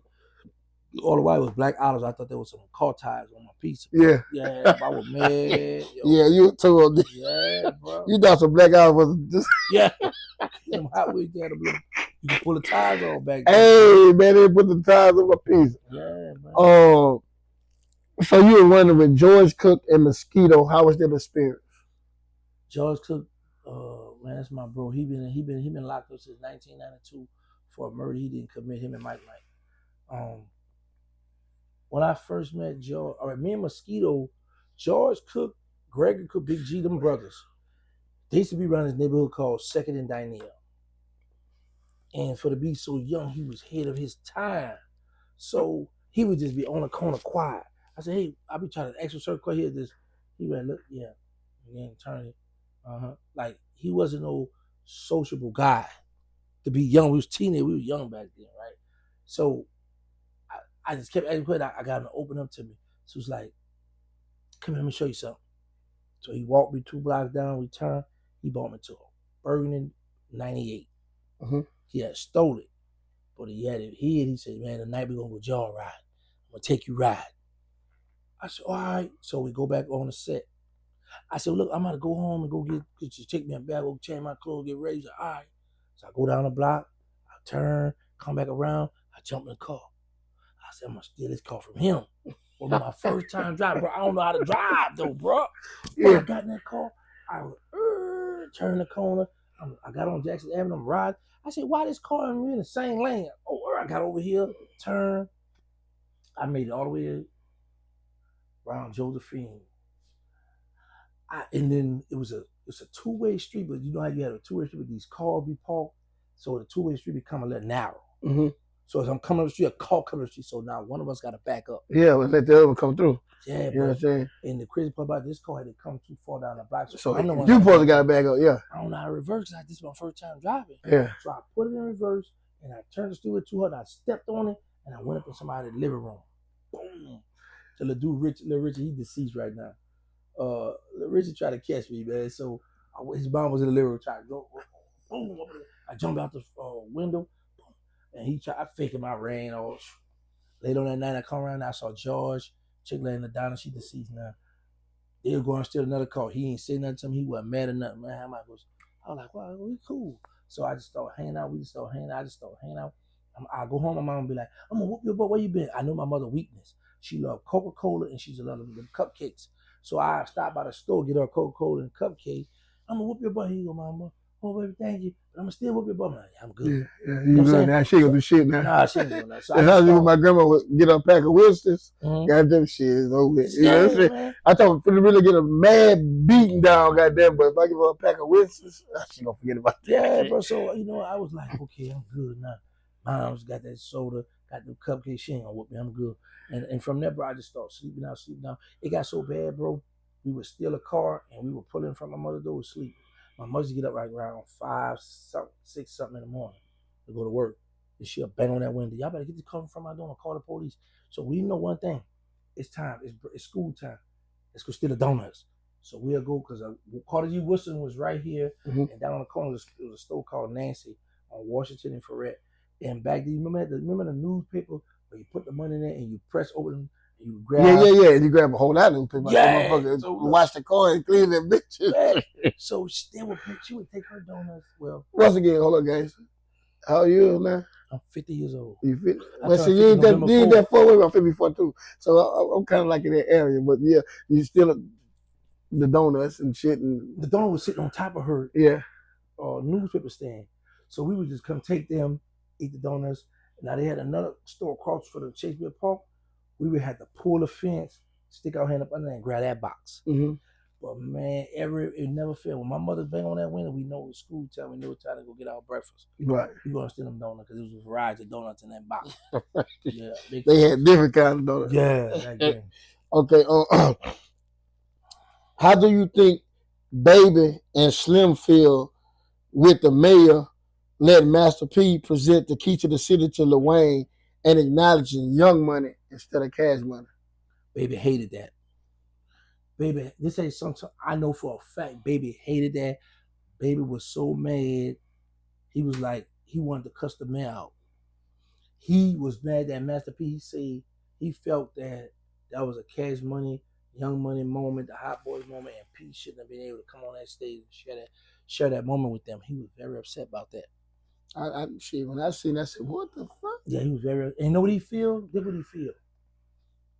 When YouTube honored him and Slim in California, it was some white lady talking about who's gonna be the next governor, the next mayor or something.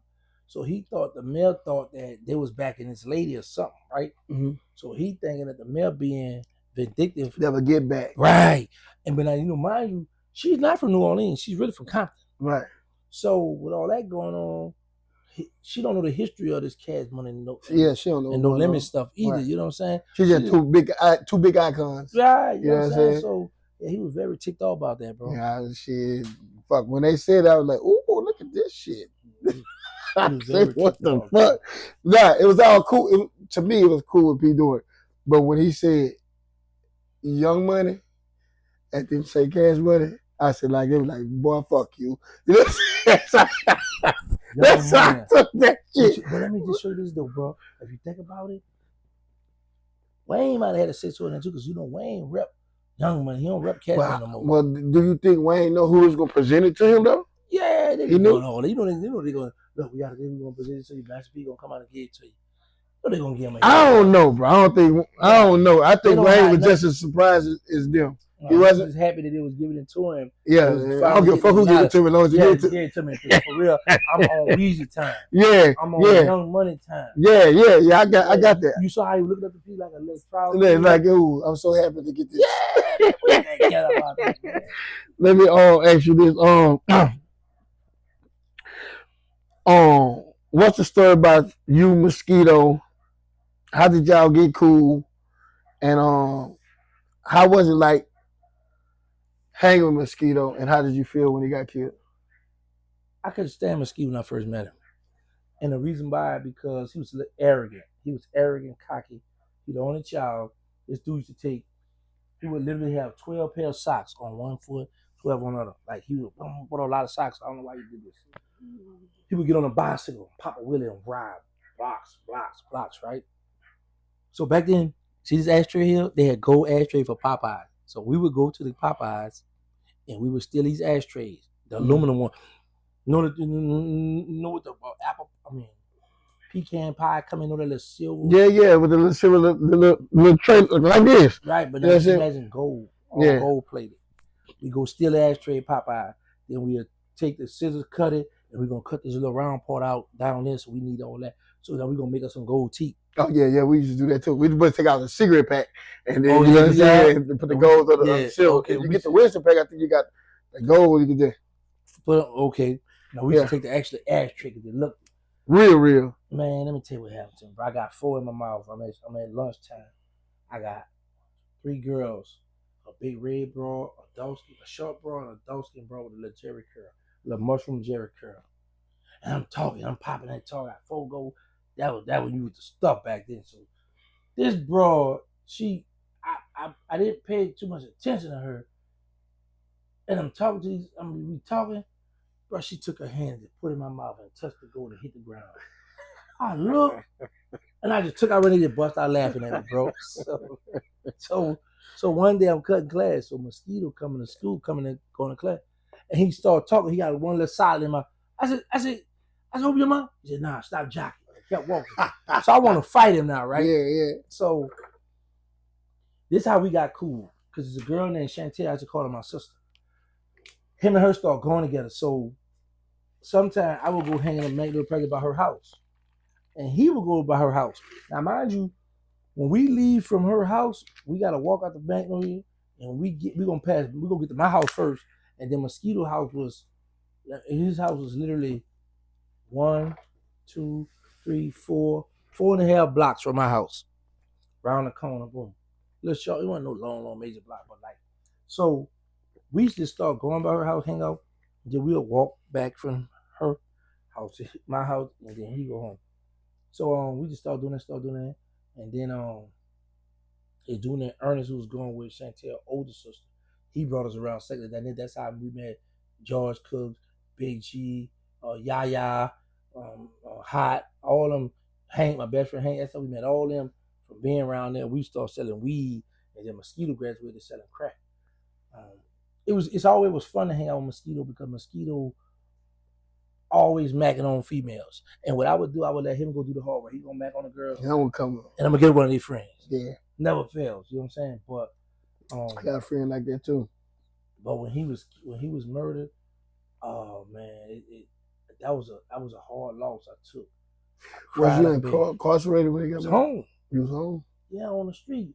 But here's the thing. We had started outgrowing one another. We started distant from each other. It's like, you know, yeah. You get a family and like you going that way, right? Or whatever. But we still family though. We still home. Right. We still gonna rock. Anything happen if I'm around, I'm gonna handle it with you. Yeah. So they and matter of fact, for Sterling funeral, Mosquito thought it was gonna be a drive-by, so he ran out the back door, come around, ran right into the police with a gun in his hand. Go to jail. Get 7 years for the gun. Now he's going for his traffic ticket. They made a mistake, release him, put him back on the streets. The Calio thinking he did something, and he had nothing to do with it, and they killed him, hit him 20-some times. He had just dropped me off. Mm-hmm. They killed him 20-some times. Boy, that was a devastating blow. Crazy part about it, they were trying to get me the night before that. Had me too, man. I'm hanging out there, bro, and I know something ain't right. I'm seeing how they acting. It's late at night. I hear a payphone ring across the street. So it was 3 of them out there because Randall had left. When we walked by the payphone, dude grabbed the phone. He talking. He figured like he talking. Huh? Well, you know how pretty be like, yeah. Oh, all right. Oh, for real? Oh, yeah. So I went to grab the other payphone. I said, well, let me call somebody because I don't got no gun on me. Right. Let me call somebody. Something ain't right. He said, nah, don't grab that phone. That phone broke.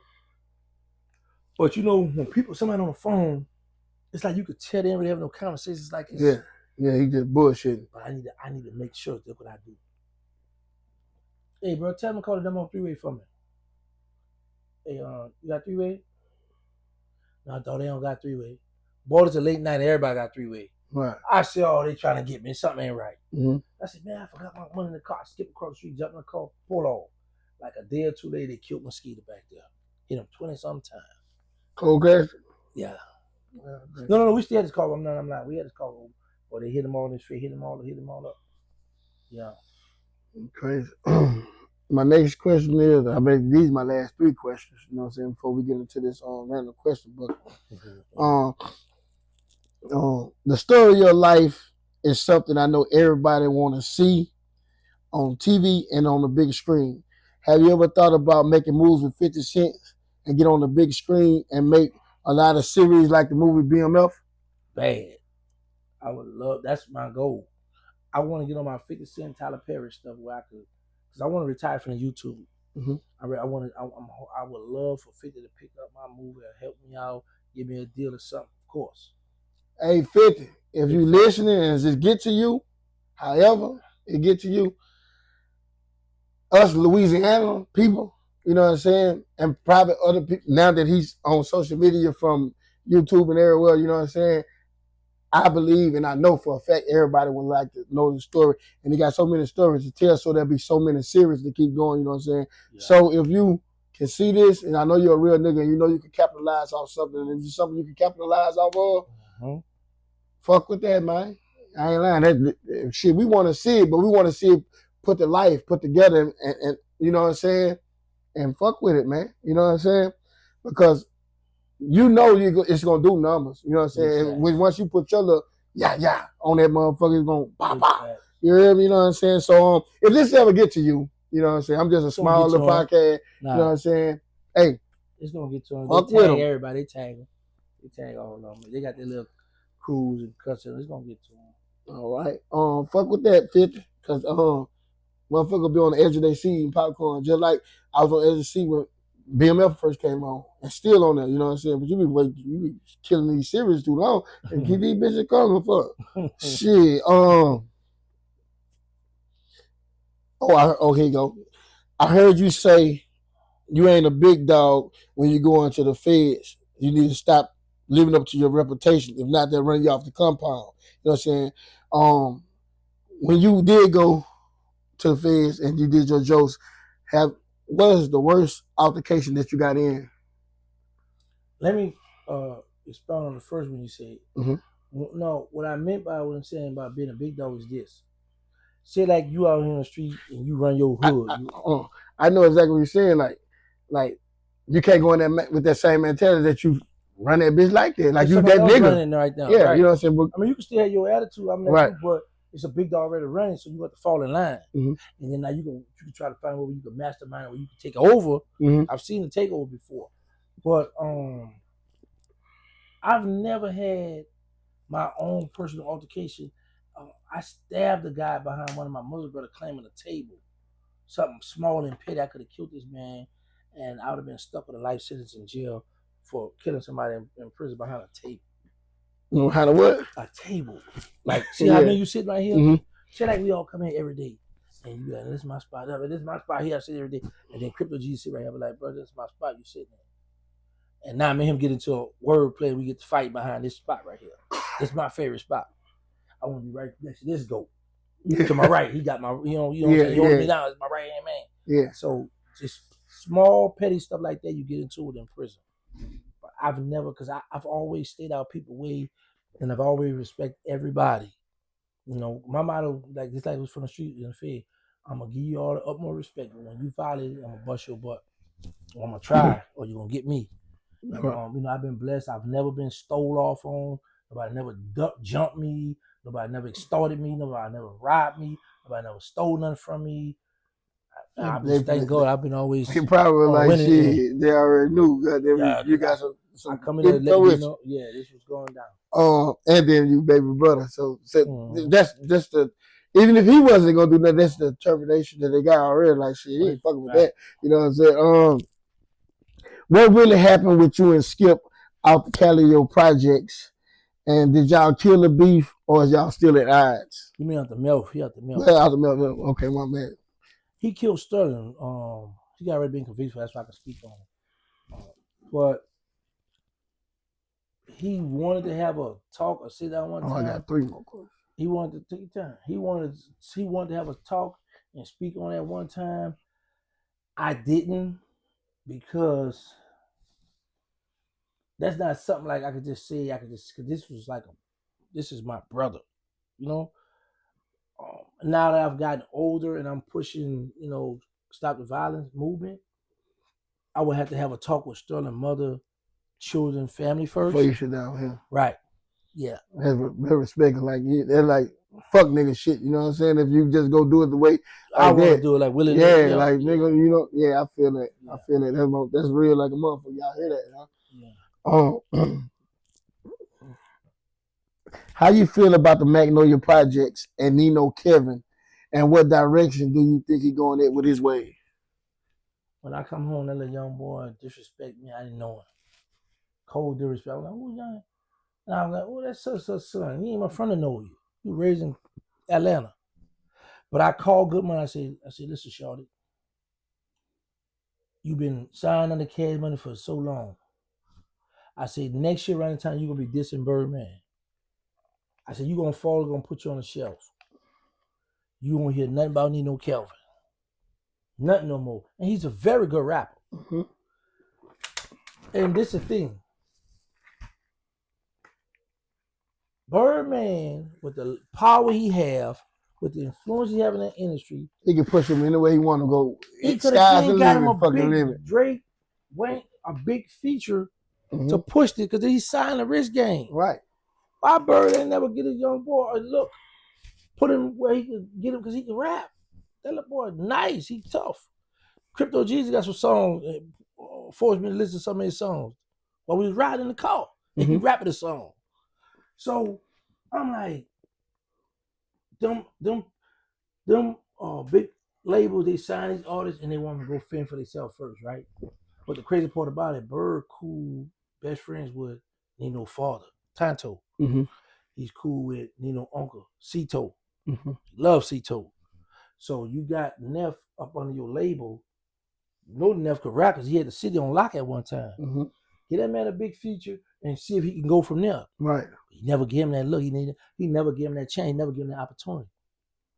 And I told him when we was beefing on on YouTube, what was going to happen, and you don't hear nothing else from him. Now him and BG just shot a video yesterday in a project. But I had called good money, bro. And Youngin can rap.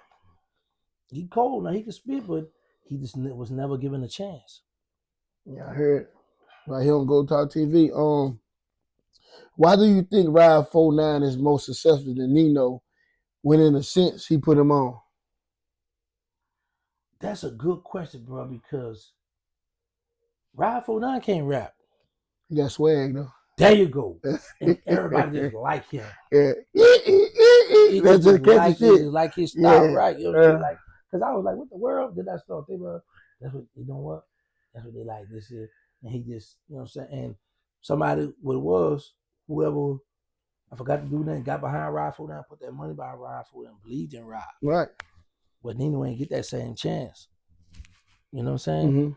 Now I would love to see Rod come back and say, all right, look, Nino, come here. Come on, put Like, you on the let's go. go. I'm saying? I'm finna turn you up a notch. You know what I'm saying? Right, you finna get your just due date right now. Each one reach one, bro. Yeah, you know what I'm saying? But so if you listen to this shit, man, goddamn. They all listen. Shit, put them niggas on, man. You already there. You know what I'm saying? So when niggas there, it should just be easy to put a nigga who you really fuck with on. Because a lot of niggas don't want to see some niggas they don't fuck with on. But if it's a nigga you fuck with, goddamn, put that nigga in that building, man. Slide the nigga in there, goddamn. He ain't gonna stop your bread. It's like me selling dogs, goddamn. You know what I'm saying? I don't give a fuck who's selling dogs. As long as my fucking dogs selling, when I drop puppets, them bitches gone. I don't fucking matter. How many dogs you selling? We all doing the same shit. You know what I'm saying? But my next question is this, and these are my last two questions. Guys, after 23 years of being incarcerated, now you got a second chance at life and freedom. What do you got constructive to offer to the community and these young kids out here doing the same thing that you did, so they won't crash out? Peer pressure. Work on peer pressure. Conquer peer pressure. What I mean is, don't be scared to tell your peers, meaning your friends, the people you're equal, the people you hang out with, no. Don't be scared to say, no, I don't want to get in the car. Don't be scared to say, no, I want to hold that gun. Because when all y'all go to jail, now every man gonna fend for themselves. Your parents, the ones gonna come and get you out. And some of y'all disrespect your parents. Your parents don't want to come get you. So now you throw to the wolves, and now you forced to go join a gang because you feel like you want to be accepted by someone. So it's the peer pressure. Enjoy your freedom while you have it, because And I understand it'd be hard to fathom what going in prison, but I've seen a lot of stuff in prison. I've seen people get their manhood took in prison. I've seen people get extorted in prison. I've seen people wash people drawers in prison, clean people's cells in prison. I've seen a lot of stuff where you'll see a person on the street one way and you come like, man, I can't believe I've seen a lot of that stuff, man. So obey your parents, get with somebody who you feel that can show you the right way, that can help you, and don't never be scared to ask someone. If you need something, you need help, don't be afraid. All they can tell you is no. That's it. That's it. And that's fact. That's why I learned to ask anybody anything. Cause no and yeah is what it is. You know what I'm saying? Mm-hmm. My last question is this. Where do you see yourself in the next 5 years? And do you think you'll ever take the name gangster off your name now that you done lived that life and it's behind you, and now that you beyond it and you're older and wiser?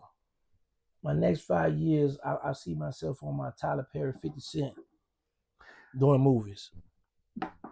Do you ever met 50? Never. You know? I went out to his event in Shreveport. Yeah. And I had a chance to go to search by where he was at, but I was so caught up into the movement. The moment was so, I had so much love. I just stayed where I was at. You know what I'm saying? But I would love to meet 50 to discuss the movie because we got a big story. You know, we have a very big story. And what the last one you said? 5 years. My last 5 years. 5 years. And would you ever take the name no. gangster? I would never take that off because of this. I don't glorify that name gangster no more. The reason why I keep it on because of this. Your average, like I tell people, your average youngster from the hood, they got identified, gangster, they're gonna poke their ears up now.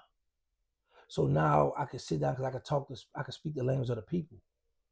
When them youngsters sit down and that's gangster, yeah, that's gangster from New Orleans, that's Birdman and people, that's hot boy, that's he da da da.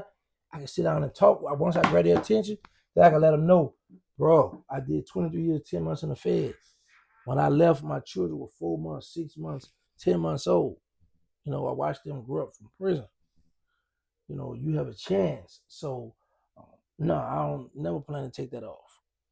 Never plan to take that off because that's going to grab the people's attention, and then I could give them the spiel on what's on the other side of that coin that you're thinking that's all good on this side, but it's a different color on the other side. Yeah, I'm going to keep that there. With that being said, this ends this session of 38 Man Train 95 Go Talk with Terrence Gangster Williams. I like to say motherfucker, but you know, he don't really like them cuss words, but it is what it is. Run your house, bro. Yeah. Run your house. Know what I'm saying? But with that being said, cuss bro, for me. Fuck bitch slut. But look, tell them for those who don't know and for those who do know, you know what I'm saying, tell them how to get to you on your platform, whatever what you got going on, what to see from you in the next year or the next couple of months. And shouts out, tell them to follow you and crypto on y'all. Doing that. Listen, I got my Instagram, it's Terrence Gangster William Home. In the process of trying to shorten that. Terrence Gangster William Home, that's my Instagram. I got my Facebook, it's Terrence Emmanuel William, my whole government name. I have a YouTube, it's called Gangster, the Original Hot Boy. I had a podcast with dude, it's called Up With Us Podcast, Talk Your Talk. I'm right now. I have an artist where we doing music. I got a hot song. I'm not gonna say who my artist is right now because people been hating, and I got some big people who he have their attention, and they don't rock with me, so I don't want them to know that I'm behind that right now. So I'm into the music, and I'm into movies right now. I'm trying to get into the movie game. I'm shooting a trailer right now. And shout out to my boy Crypto G's. He got his YouTube channel, Crypto G. So make sure y'all follow him on that. He's my podcast partner, and that's who I rock with. It be going down.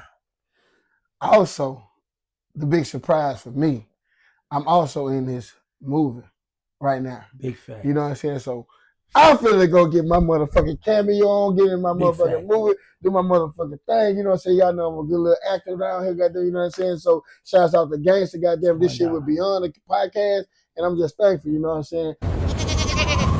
We finna get into this random question bucket, goddamn, you know what I'm saying? And I want to see the answers that he's gonna relate to these questions because I think they fire. See, you've been locked up for a minute, you know what I'm saying? Mm-hmm. So I got my other questions I put in the house because I don't know, did you see all these fucking movies while you was incarcerated? I had with a year one time when I watched TV. See, so you'd be like, I never seen that. You know what I'm saying? So that's why I had to take it out and revamp. So these y'all who watch Go Talk know these. I got a couple of questions in there from my old bucket that I knew that he can answer. So, but I put a lot of new ones in here. So we're gonna roll with it like this. Yeah, you gotta go in there and take one and read that. Pick one by what is it? Concessions at the movies, or stop at the store and fill your girl's purse up.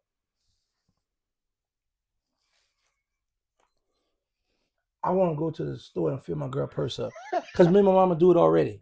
Like me and my mama, we make our little tuna fish sandwich, or we'll make a sandwich. We'll get our Cheeto cheese, we put it in a little sandwich bag, we put a little cookies in there, put it in the bag, and we get our blanket and we go to the movies. Yeah. So I want to go to the store and fill up because I want to get the Crunchy Munch popcorn. So let's go get that. Put that in your purse or whatever. Let's go in the movie theater. Okay. Okay. We're going again. Okay. What would have been the best advice you could have gave your younger self? I always tell people I don't regret nothing I've done in life because it has helped me become the man I am today. So it's like I had to take one for the team. So I went through all the stuff I went through, being shot, stabbed, juvenile life, state bid, federal life sentence, been going 23 years, 10 months to come where let me show y'all something. I got family that looked up to me, that I protected in the street, became multi-millionaires. Gambling ain't the hot boys. For me to come home and God removed all that from me. So I'm in my mind, I'm thinking I'm gonna come home to the Phantom, the Road Rush. I'm gonna see the stars in the ceiling, the jets, the big old pretty house. No. So he removed all that. He gave me my freedom, but he said, I'm gonna make you start from the bottom. So that was real beautiful. I like that, and I'm happy with that. So I wouldn't tell my younger self nothing because I like how it turned out now, because now I'm my own man and I have a nonprofit called They Need Us, so I can help the youngsters now. Right. Some more? Yeah. Was Bourbon Street the street to party on in the 90s? It was a street to party on, but we didn't frequent that how they do now. How I was hearing how a lot of homeboys was hanging in Bourbon and they selling drugs on Bourbon and bras. Like we went there every now and again, but Bourbon wasn't exciting to us back then. So we ain't hang on Bourbon too much. If you could be any superhero, who would it be and why? Oh man, superhero. I'm gonna go with Superman. Why? Because he could fly, and when he get that power, that kryptonite, that's the one that hurt him, right? That crypto Jesus? Crypto Jesus. That's what bring him down, the kryptonite, right? Yeah, that crypto Jesus bring him down. Superman, he got the strength, the power, he can fly, and he can. But, T, I mean, a lot of superheroes can fly. You gotta give me more definition to Superman because all these motherfuckers can fly. But see, the thing is, I only watch TV. But then you can be stopped. Everything can be stopped. Right. And everything can be stopped, so that's why I won't be Superman. So Batman, you think Batman can be Superman? No. Why you think that? Because Batman be getting punked by the Joker a lot. Yeah. but the way I feel is how Superman can mess with Batman. No. But it ain't gotta be Batman. It can be anybody. Superman can't beat him. In my book. Because all I gotta do is just put a kryptonite on. A kryptonite suit on. Now you can't even touch me. But what beat Batman? Batman got a weakness too. All of them got weakness. Batman can really get killed. You know what I'm saying? You know, like Superman, you could stab him and shit don't go through. You know what I'm saying? But you know, that's for another debate. But you know what I'm saying? What about me being Transformers, Optimus Prime? That's some good shit. You know? Let's go. Okay. What jersey would you rock first, Saints or Pelicans? Pelicans. Pelicans all day? Pelicans all day. I ain't rocking no Saints jersey. Pelicans, baby.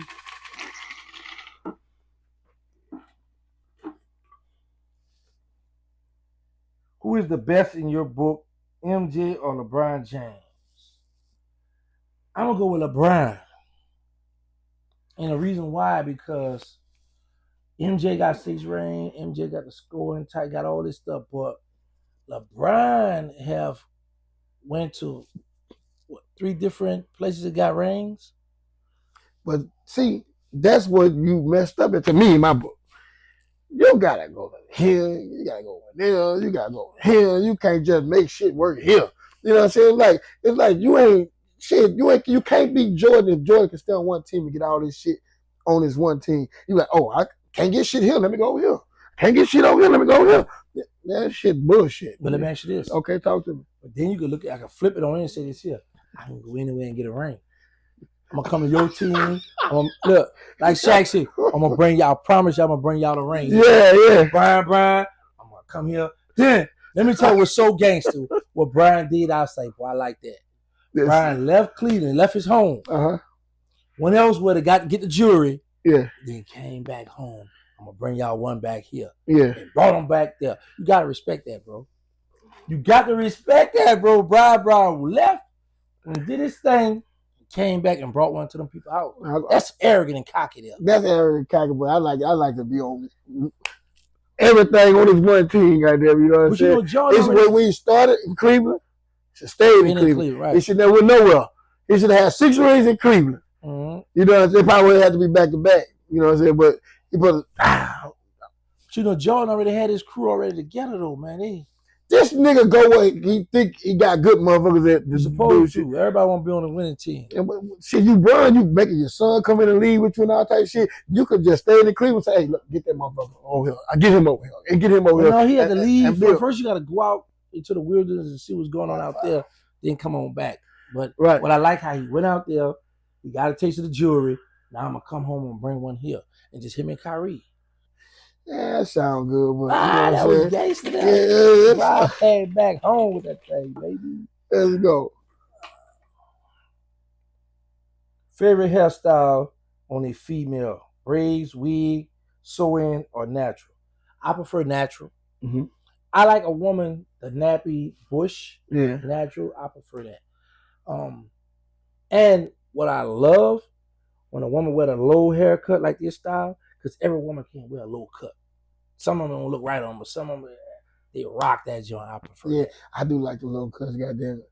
Yeah, you got the Halle Berry. Yeah, Halle Berry shit. That look best on anybody to me. You know what I'm saying? Shit, goddamn it. Favorite dessert: king cake or beignets? Beignets. Beignets. I was just telling him 2 things I want when I come down here. Beignets and gumbo. Seafood gumbo. Ooh, gotta have that seafood gumbo. I just got rid of some seafood gumbo. And that dude still pressed. Yeah, beignets. Yeah, I gotta have the beignets. I burnt that on king cake. That king cake, you ain't worried about that king cake no more? Nah, I'm burnt out. I'll get you about 3 more of them things.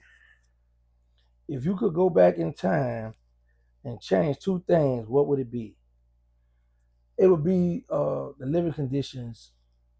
One would be living conditions with me, my mother and my brothers.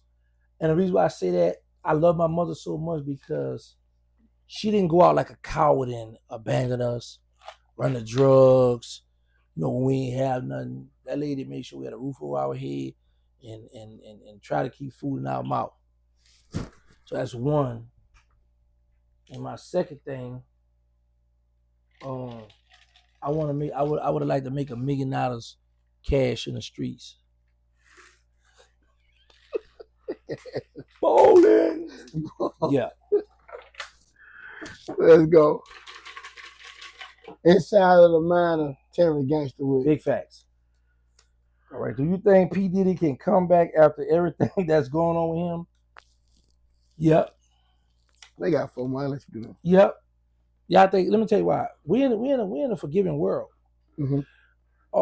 People like to troll, people like to do, but you gotta keep in mind. People talk about Diddy, but you got people that'll say, "Oh, Diddy did this, Diddy did that, Diddy did it. Oh, I don't like Diddy, Diddy that, right?" But you got an uncle, Ray lived down the block that messed with underage girls, that did raped him and did all that. You love your uncle. That's what I don't like about social media. People will make it like Diddy is the worst person to ever walk this earth, but you got an uncle or auntie that do that same stuff locally. You love him. You'll kill behind him. You will protect him or her. You know? So it's just that it's a lot of stuff and then I saw what really started making me, well, I never really looked at Diddy. I just make my little videos, make whatever I can make of it. But to really trash Diddy is because I saw when a female try to lie on him and try to get her ex-boyfriend to lie.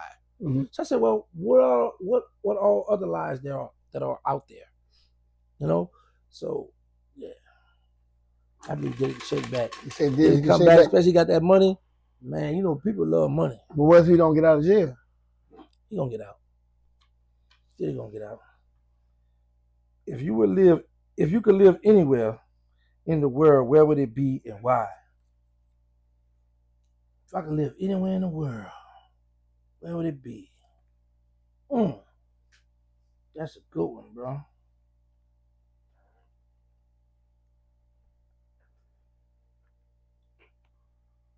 If I could live anywhere in the world,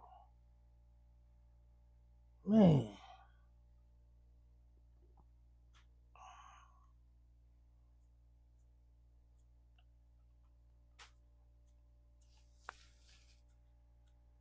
Can I bring some of my people with me? You can bring whoever you want with you. I want to go live in Mecca. I can study and learn my deen. Learn more about Islam, learn more about a lot of stuff, Abraham and a lot of religious stuff over there. I want to go live in Mecca. That's where I want to go. Mecca. Good question. Good answer, man. Where is the best spot to get a po' boy? In the city.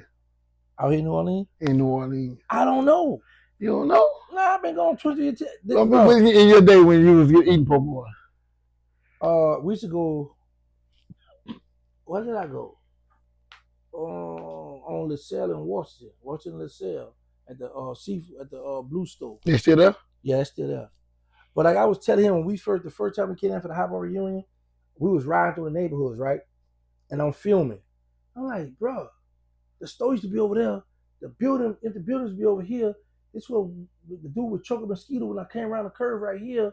This is what I shot in the air, pop, pop. This, and then I'm like, bro, it look.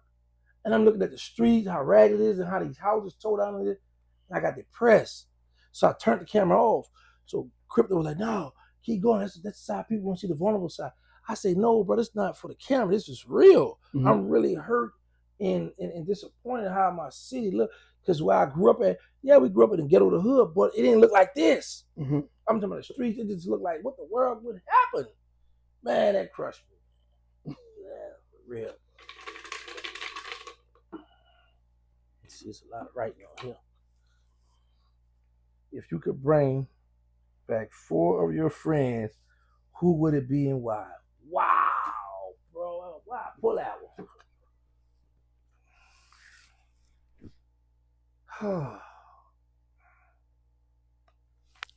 That ain't fair, man. Doing the story of Mosquito.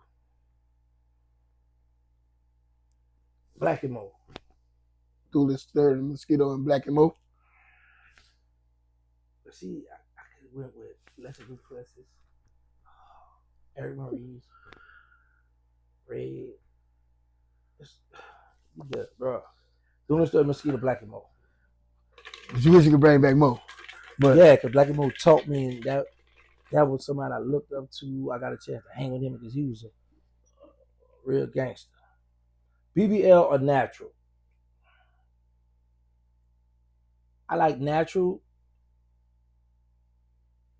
because if I know it's fake, I'm gonna look at you different. Right. I like the naturals. Even if that stuff flat, I know it's yours. Yeah. So I don't get caught up into. I like to look at the big bust, the women, all that, but I ain't really infatuated with that. Right. Just be you. I want to know what's in your heart. Right. And if you got good credit, I need one with good credit. Who is your favorite male and female rapper that is famous? Oh man. Got two more. All right. I want to just pick one female. One female and one male. I'm gonna go with BG for the male, just to kill the males. Okay. And female.